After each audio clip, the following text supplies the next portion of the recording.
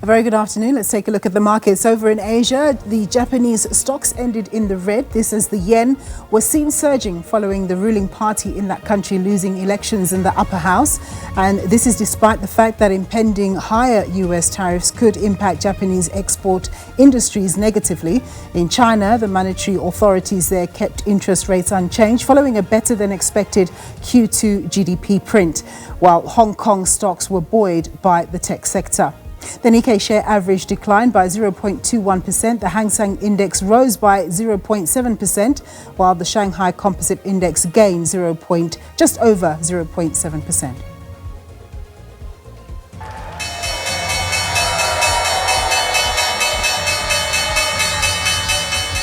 After a good run on Thursday, US markets closed on a weaker note on Friday. This as concerns around trade tensions came to the fore again. President Donald Trump is now said to be demanding a 15 to 20% tariff on EU goods as the August the 1st deadline looms large. The Dow Jones Industrial Average declined by 0.32%. The S&P 500 closed flattish, down 0.1%, while the Nasdaq Composite Index ended the session up 0.05%. Looking at local markets, at the moment we see that the local market has continued on a tear, breaching the 99,000 index point mark. The all-share index is currently trading at 98,960 index points, up 0.3%. The rand is trading at 17.74 against the US dollar, 20.62 against the euro, and 23.85 vis-a-vis the British pound. Gold is trading at $3,365 an ounce, platinum at $1,439 an ounce, while Brent crude oil is trading at $68.93 a barrel. All right, let's get into conversation now with Gary Boyson. He's a portfolio manager at Rand Swiss. Thanks very much, Gary, for joining us. So the local bourse surged through 99,000 index points earlier, a whisker away from 100,000. What are the main drivers of this, and which sectors do you see that still have value going forward? So I think the key drivers of this have definitely been the gold mining sector. So if you look at it, the likes of Anglo Gold over the last year is up 70%. You mentioned the gold price trading, $3,370 an ounce. Most of our gold mining sector has an AISC, which is an all-in sustaining cost of around between, say, $1,500 and $1,700 an ounce. So with the metal price and with the geopolitical risks that we've seen this year, the South African market has been a massive beneficiary, specifically through its gold and platinum sector, both of which prices are a lot higher. Obviously, we're a market cap weighted index, so the bigger the company, the more impact it has on that underlying index. We also have the likes of Naspers and Prosus up 62% over the last year, and that's helped to lift our market incredibly, and that's due to largely a recovery in Tencent, which is the major investment of those two. But we've also got the likes of MTN up 100%, Blue Label Telecoms up 250%, Telkom up 160%. So telco is also looking very, very good at this stage. I think if you're looking for a sector that's still delivering some value, I think with the more stable political situation in South Africa, with a strong reserve bank, with our inflation under control, you might look at something like South African real estate. In falling interest rate environment, we've seen the likes of British American Tobacco, which is up 62%, benefiting from lower interest rates, and globally and locally. If we do see the South African Reserve Bank starting to cut rates more aggressively, narrow that big real interest rate that we have, then potentially some of our listed property REITs could look fairly attractive.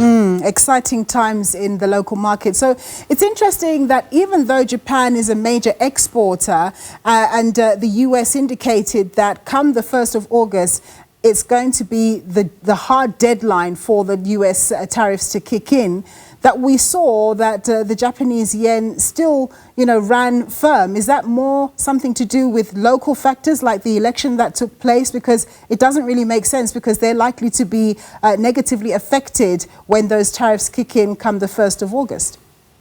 Yeah, so looking at it, and the election results actually is a net negative towards Japan and the US securing a trade deal ahead of the 1st of August. So, again, the Japanese yen trades in an interesting way. So if you look at the Japanese yen, the franc, gold as well, typically they're seen as the safe haven asset. So as you see more uncertainty, internationally, money tends to flow towards them. In the past, the US dollar was one of those, but we've seen a decoupling between the US dollar and that kind of traditional safe haven trade, just with the more erratic policy that we've seen coming out of the White House. So right now what's happening is we've seen the dollar index, which is the US dollar versus its 6 major trading partners, it's down 9.5% for the year. And the dollar has taken a lot of pressure. So if you're looking at the yen dollar pair at this stage, the dollar is the one that's been losing ground and hasn't managed to pick up that trade in kind of the more traditional safe haven, at least have the more safe haven trade appeal. So,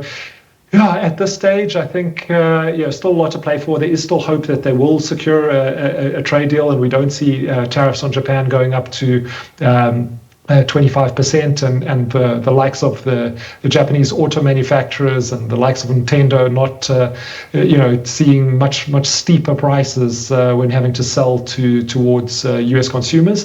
But I think there's still a lot of moving parts on this, and I wouldn't read too much into a one-day movement on the yen. Yeah, no, absolutely. So China has left rates unchanged, and there's a feeling that the US Fed is not likely to move on rates anytime soon.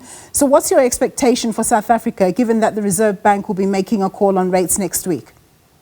Yeah, so we've got next Thursday is 31st of July will be when the Reserve Bank next announces hopefully an interest rate cut. But we've still got a big data point ahead of that. So this Wednesday, we're going to be getting our local CPI data out. And right now, our inflation is very much under control. So if we look at the current headline inflation figure, 2.8%, the core, which strips out the energy and food, at 3%. And yet we have a repo rate at 7.25%, a prime rate at 10.75. So you can just understand that there's a huge real interest rate in our market at the moment.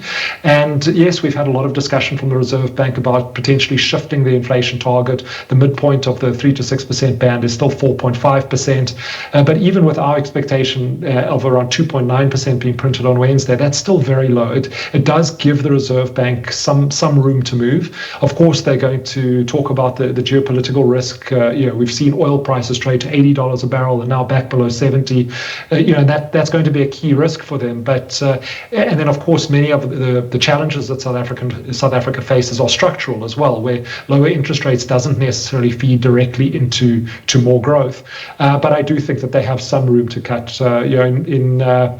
Towards the end of May, we saw the 25 basis point cut, and I think I'm hoping economists at the moment, we're still waiting for the latest polls to come out, but I'm thinking we're going to get another 25 basis point cut next week. Yeah, well, let's hope the Reserve Bank is listening to you. Thank you so much, Gary, for your time and insights there. That was Gary Boyson. He's a portfolio manager at Rand Swiss.